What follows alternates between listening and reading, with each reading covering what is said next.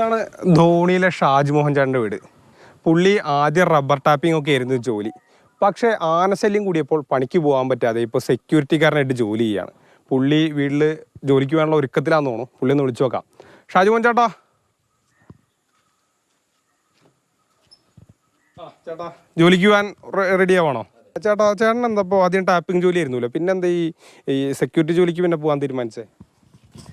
ഇവിടെ ആനശല്യം ഉള്ളതുകൊണ്ട് രാവിലെ എണീറ്റ് പോകാനൊക്കെ ബുദ്ധിമുട്ടുള്ളതുകൊണ്ടും സെക്യൂരിറ്റി പണിക്ക് പോകാൻ തുടങ്ങി. ആനയെ പേടിച്ച് 6 വർഷമാണ് കൃഷ്ണകുമാർ സ്വന്തം മണ്ണ് വിട്ടു പോയത്. പക്ഷേ വാടക വീട്ടിൽ വച്ച് 2 അറ്റം കൂട്ടിമുട്ടിക്കാൻ കഴിഞ്ഞില്ല. PT7 പിടികൂടിയതോടെ വീട്ടിൽ 2ഉം കൽപ്പിച്ച് തിരിച്ചെത്തി. പക്ഷേ ഇപ്പോഴും കാര്യങ്ങൾക്ക് ഒരു മാറ്റവുമില്ല. ഒരു 10 ദിവസമായിട്ട് ഇപ്പോൾ വീണ്ടും ആനശല്യം ഉണ്ടായി എന്നുള്ളത് പറയുന്നുണ്ട് എല്ലാവരും. ആനശല്യം ഇവിടെ ഉള്ളത് കൊണ്ടും ഞങ്ങൾക്ക് ഇവിടെ സ്ഥലം വിൽക്കാൻ പറ്റാത്തത് കൊണ്ടും എന്നെ സംബന്ധിച്ച് ഇപ്പോൾ നോക്കുകയെന്ന് പറഞ്ഞാൽ ഇവിടെ ബാങ്കിൽ കടങ്ങളുണ്ട്. ഈ സ്ഥലം വിറ്റിട്ട് കടം വീട്ടാന്ന് പറയാൻ പറ്റില്ല. എനിക്ക് മാത്രമല്ല, ഇവിടെ ഉള്ള ധോണിയിലെ എല്ലാവർക്കും, അത്യാവശ്യം എല്ലാവർക്കും സാമ്പത്തികപരമായിട്ടുള്ള ഒരുപാട് പ്രശ്നങ്ങളുണ്ട്. ഈ ആനകൾക്കിടയിൽ ഭാര്യയെയും മക്കളെയും ഒറ്റയ്ക്കാക്കി രാത്രി എങ്ങനെ ജോലിക്ക് പോകും? അവരിപ്പോൾ ഭാര്യ വീട്ടിലാണ്. വൈഫ് ഭാര്യ വീട്ടിലാണ്.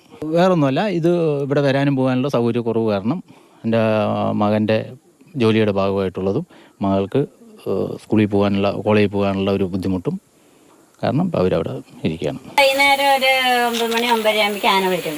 7:30 കഴിഞ്ഞ് ഞങ്ങൾക്ക് പിന്നെ റോഡിൽ പോയാൽ കൊണ്ട് വരണമെങ്കിൽ ബുദ്ധിമുട്ടാണ്. അതുകൊണ്ട് വൈകുന്നേരം ആകുമ്പോഴേക്കൊക്കെ വന്ന് വീട്ടിലിരിക്കുകയുള്ളൂ. ആന ബുദ്ധിമുട്ട് തന്നെയാണ്, പേടി തന്നെ മിണ്ടാതെ വാരച്ചുള്ളിലിരിക്കുക തന്നെ, എന്തെങ്കിലും ചെയ്താൽ ചെയ്യുക തന്നെ. ഒരു കാലത്ത് ഇതുപോലെയുള്ള 5 ഏക്കർ റബ്ബർ തോട്ടത്തിലാണ് കൃഷ്ണകുമാറേട്ടൻ ടാപ്പിംഗ് ചെയ്തിരുന്നത്. പക്ഷേ ഇപ്പോൾ അതിന് കഴിയില്ല. കാരണം വേറെ ഒന്നുമല്ല, ടാപ്പ് ചെയ്തുകൊണ്ടിരിക്കുമ്പോൾ വളരെ പെട്ടെന്നായിരിക്കും തൊട്ട് മുന്നിൽ ആന വരിക. ഇവിടെ കപ്പയാണല്ലോ തവണ നട്ടാണ്. അപ്പോൾ ഈ ആനയും പന്നിയും അങ്ങനെയുള്ള സാധനങ്ങളൊക്കെ വരുമോ? വരും, എന്തായാലും വരും. പന്നിയൊക്കെ വരും. പന്നി വന്നിട്ടുണ്ട്, ഈ കഴിഞ്ഞ ദിവസം ഇവിടെ വന്നിട്ടുണ്ട്. ഇതെല്ലാം പന്നി വന്ന അടയാളങ്ങളാണ്. ഇപ്പം തുടക്കത്തിൽ തന്നെ ഇത് തന്നെയാണ്. ഇനി ഇത് കുറച്ചുകൂടി ആയിക്കഴിഞ്ഞാലുള്ള സ്ഥിതി അറിയാലോ. വേര് കെട്ടിക്കഴിഞ്ഞാലും പ്രശ്നം തന്നെയാണ്. അപ്പോഴത്തേക്ക് ആനൻ്റെ ശല്യമാവും. ആന വന്നു കഴിഞ്ഞാൽ പോസ്റ്റ് ആ പോസ്റ്റ് ആന തല്ലിയിട്ടാണ്. Google VS Mathrubhumi news, Palakkad.